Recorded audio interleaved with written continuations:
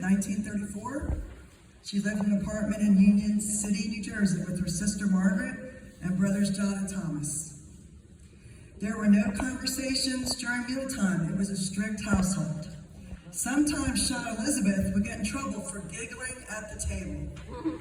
She always in trouble. Yeah, I think that was true. During her formative years, she met a group of friends, Tootsie, Janet, Dell, Joan, Grace, at St. Michael's High School. Elizabeth made a clear decision to get involved. She was in the chorus, in plays, dancing, and many more things that's too much to list. She found laughter and community, which helped her come out of her shell, which you know her out of her shell, but back as a young person, that wasn't true.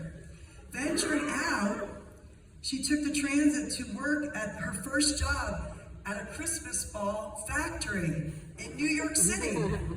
It's kind of like a Lucy show, isn't it? Can you see that belt going? And she felt more independence and met more people. Meanwhile, Tom Neville entered her life at 17 at a CYO party. They noticed each other. She noticed people were enamored with Tom, kind of hanging around him. So she kind of kept her distance for a while, but they kept running into each other. So at age 21, they got married, and her friends were like, oh, he's robbing the cradle. But he was a hardworking, honest man who supported Liz. He even taught her to drive because she lived in the city and she didn't know about cars. So he was able to do that. They were married for 45 years. They bought a house in a new neighborhood called Menlo Park Terrace. At first, they couldn't afford furniture, but they still invited people over to celebrate, and relatives and friends would come for different occasions. In her new life, she was busy. Diapers, meals, laundry, baby bottles, kids' homework, bobby pins, and St. Cecilia's were all intertwined with 6 kids. She met other growing families. The Egans, Clarks, Murphys, Ehrlichmans, and Velardis. She carved out some time for herself, believe it or not.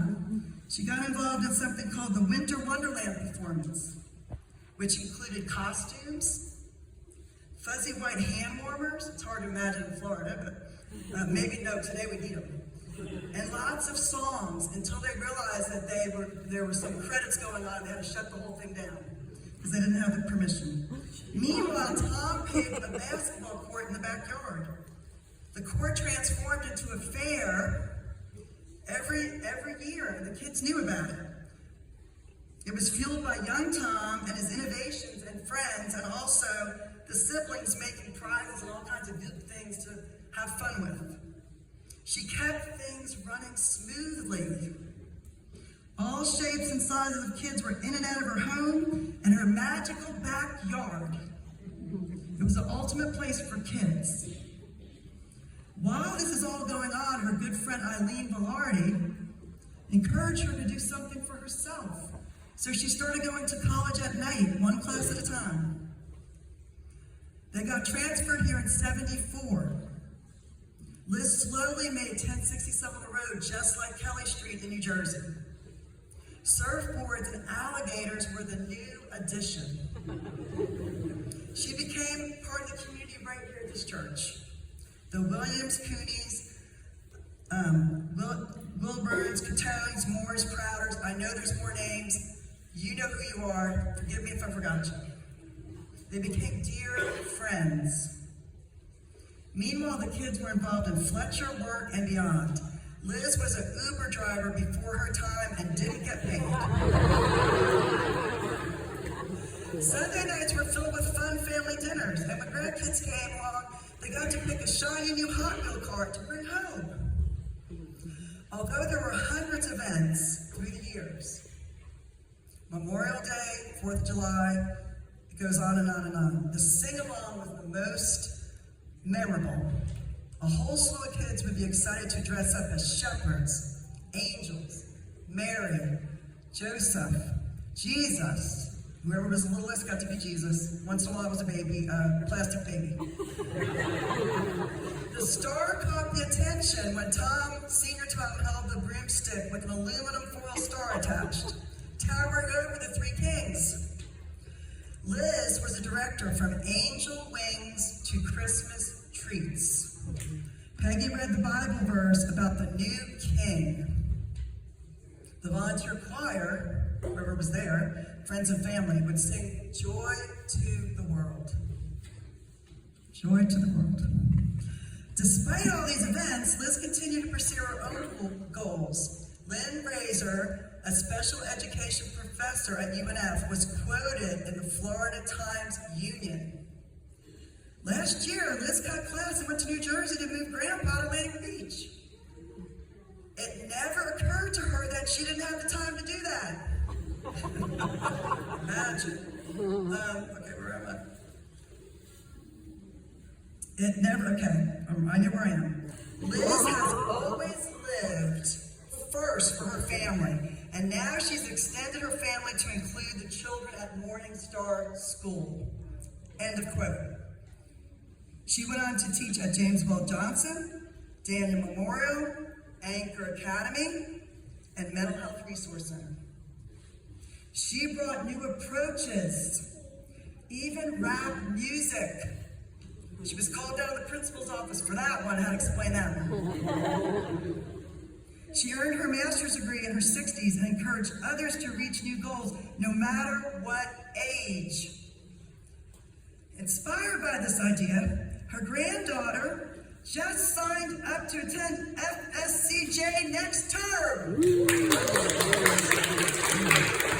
I can't say the name or I'll cry, so I have to be detached here. Okay, so where am I now?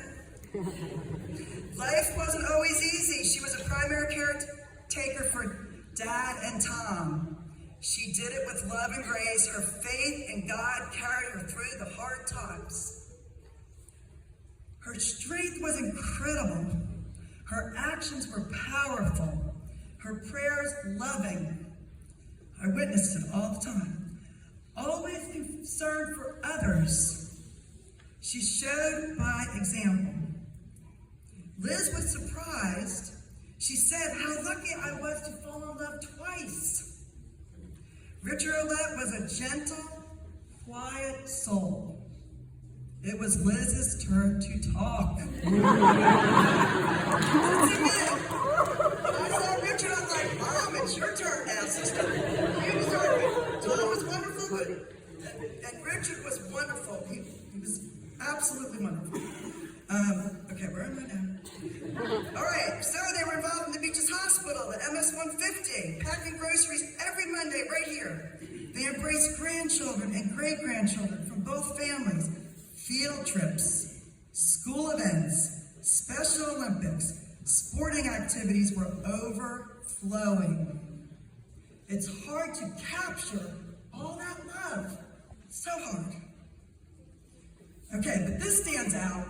We went to a graduation cruise, and don't have lip barber. She managed to dance that Michael Jackson Thriller song. She cleared the floor. Everybody wanted to see that grandma dancing. They're like, oh my goodness. All vacation long, people were yelling her name with enthusiasm. This is one small example. How she brought her love of dancing to the masses and brought joy to complete strangers. It was wild. In retirement, this is amazing too, she used her expertise to engage students from college to elementary. She narrated a World War I video about her father, who was a horse and buggy ambulance driver, and Richard helped her. And I have it, if anybody wants to see it later, see me in March. Katrina Perkins' third grade class, she had her own desk. The kids would say, oh, don't sit at Mrs. Neville's desk or else. She was awarded the Senior Volunteer of the Year numerous times. Her 20-plus years of service with Katrina and those children. This past year, she was on the Mystery Career panel, and one student commented, she's a hoot, and I learned a lot. Liz had a rare quality of caring and befriending everyone. At the Beaches Diner, which they've taken a hit now that she's gone, one of her favorite hangouts, she knew the staff and enjoyed learning about their lives. I was actually able to tell them this morning now, to one of the waitresses. They loved her so much, she loved it. Okay, hold on. She and her son were faithful members of the Fletcher football booster. Plus, she would go to UNF men's basketball games, and she fist bumped all the players at the end. And she loved it. She cheered everyone on to victory. This past year, Liz enjoyed the fellowship and creativity on Friday mornings, hanging out with the Creative Saint ladies. Raise your hand if you're here. Okay, you guys are awesome. You brought so much joy and creativity, and I'm going off the cuff here. Led by Linda, who brings art and fun to all, Liz always looked forward to Fridays for so many wonderful reasons. And thank you for that surprise party when she turned 90. Woo! Okay, almost finished. Hang in there. Many dear friends have had lifelong friendships with Liz, which speaks volumes about her character. Moreover, a complete stranger once said to me, she was like sunshine. Sunshine. John, who works here, I just met John. He said, I just met Liz at bingo. We laughed the whole night, literally probably 2 months ago. I'm summing it up here. At a young age, Liz decided to get involved. And slowly through the years, she discovered so many remarkable qualities, and she let them shine. She didn't brag, she didn't boast, she really didn't talk about anybody, she just let her love shine. Look at the legacy she has left. 13 grandchildren, 5 great-grandchildren. People that feel like they're related to her and they're not related to her. So anyone that feels related to her, stand up. Do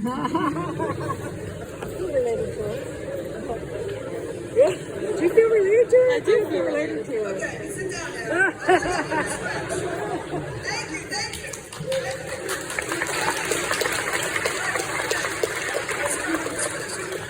Okay, this is a little interaction, and I'm promising to stop. You're going to say 1% more. I'm going to say one word, and you're going to say 1% more. Because the goal is, if we could do 1% more in these areas, I think the world will be a better place. So, listening, 1% more. Giving, 1% more.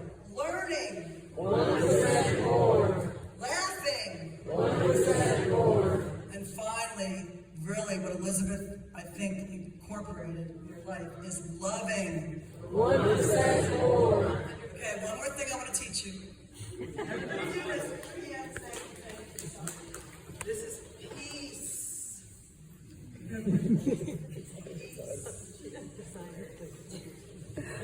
Thank you, Liz, so much for all of these wonderful people here that you have affected in a positive way. What a life!